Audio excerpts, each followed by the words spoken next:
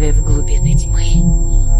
Что она делает? Почему она это делает? Почему? Поверни глаза. Она делает это ради него. Она хочет спасти.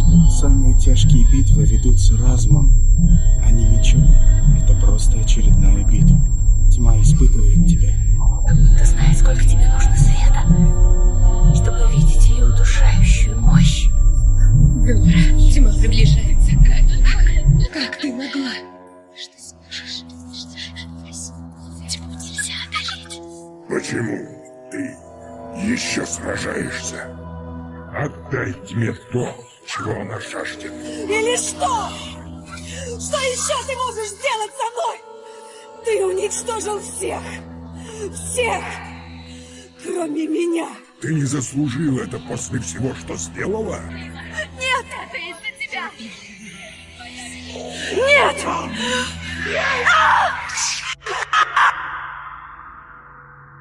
Злобный, жестокий лжец. В устах его яд. Его слова еще мучат тебя. Кому ты веришь? Я не знаю.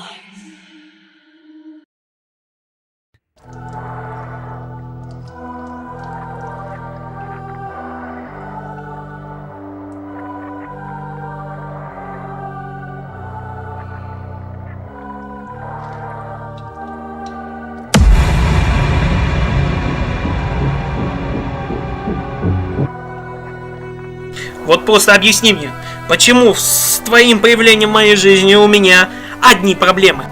Не смей на меня кричать. И вообще, я тебя за собой не звала. Оставил бы меня тогда на улице, всем было бы лучше. Отлично. Значит, это я во всем виноват. Но именно ты схватила меня за ногу. Я не желаю с тобой больше разговаривать. Следующие минут 10 наши герои просто молча падали все вниз и вниз навстречу сильному ветру и густому серому туману. Как только туман коснулся ног девушки, он сразу окутал все ее тело, затем обернулся кучей прекрасных синих бабочек и исчез. А Алиса сменила свой наряд. На этот раз это было уже непривычное синее платье, оно переменилось, превратилось в синий плащ, вышитый золотом и серебром. Темная яма была позади, а зеленая, сочная трава долины слез была уже не так далеко. Вдруг Джеймс начал стремительно падать вниз. Увидев это, Алиса использовала подол своего плаща как парашют и, подлетев к парню, успешно спустилась с ним на землю. А где благодарность? Я бы и так не умер. Это же все просто твое воображение. Спешу тебя огорчить. Будь это только в моей голове, тебя бы тут не было, это уж точно. Так что поздравляю, ты только что чуть не умер. В голубом небе среди облаков летали косточки домино, настолько огромные, что казалось, на них могли бы разместиться 3 взрослых человека. Меж летающих доминошек порхали гайки-бабочки, а на земле было разбросано очень много игрушек нереально большого размера. Подумать страшно, кто мог в них играть. Джеймс сделал пару шагов вперед и врезался в статую плачущей Алисы.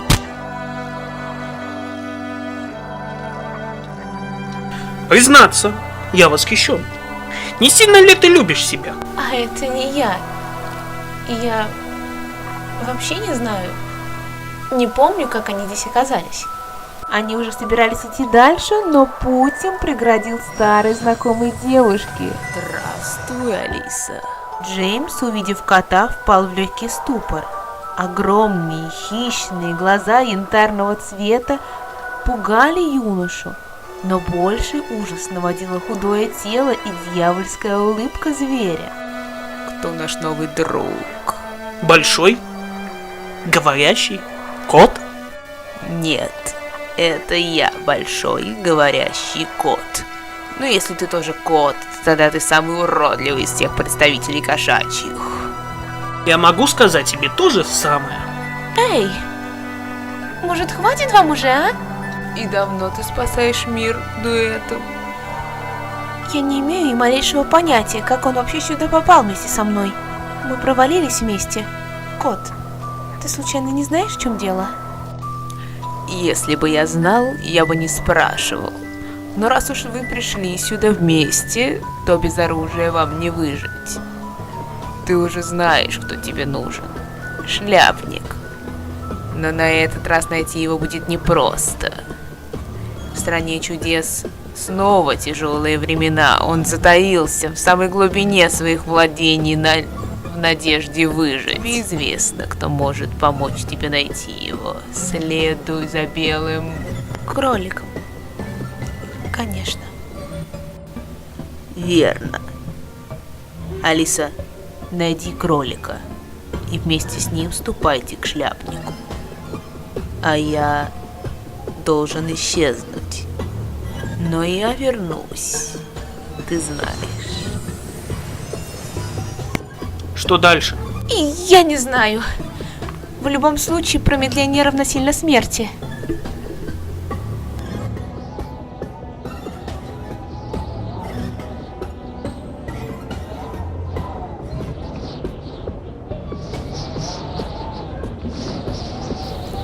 Мы будем просто двигаться до конца долины. Двигаться и надеяться, что нам не встретится ее стража. Или кто похуже. Герои медленно продвигались сквозь жуткий черный лес. Колючий вьюнок обвивал их ноги, мешая идти. Чем дальше лежал путь Алисы, тем непроходимее был лес. Деревья цепляли одежду, хлестали больно по лицу. Но девушка продолжала идти. А Джеймс нехотя плелся за ней. Выйдя на поляну, Алиса замерла. Простояв без движения минуты 3, может быть, чуть меньше, она схватила Джеймса за руку и шмыгнула с ним в ближайшие кусты. На поляну выбежало что-то большое. Джеймс раздвинул кустарник и ужаснулся.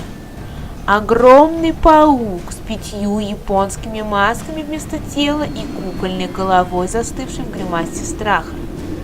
Паук прислушивался к лесу, словно искал кого-то. Когда скрежет его металлических лап стих, Алиса и Джеймс вышли из укрытия. Кто это был? Если бы мне знать. Долина слез подходила к концу.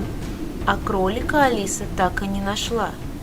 Она села на лежащее на земле дерево и вдруг услышала. Ушки мои, ушки, ушки мои, ушки! У меня совсем мало времени. Мне нужно больше времени. Больше. Да только где его взять? Эй, погоди, стой же!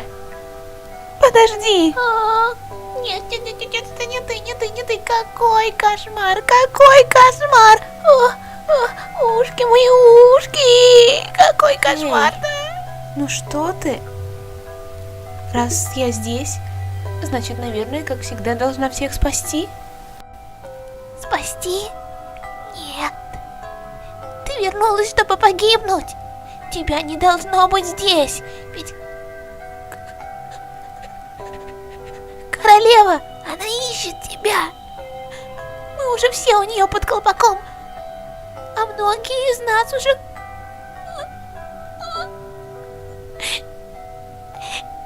канули в вечность. Нас с ней рассудит время. А сейчас мне нужно к шляпнику. И только ты знаешь, как глубоко он засел. Мне нужно мое оружие. А кот сказал, что ты можешь помочь мне вернуть мои игрушки.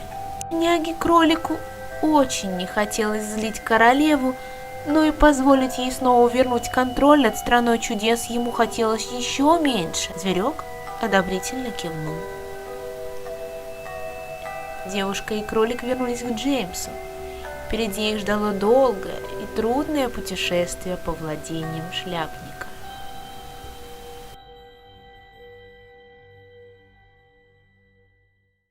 Ах, Алиса, как бы нам встретиться, как поболтать обо всем.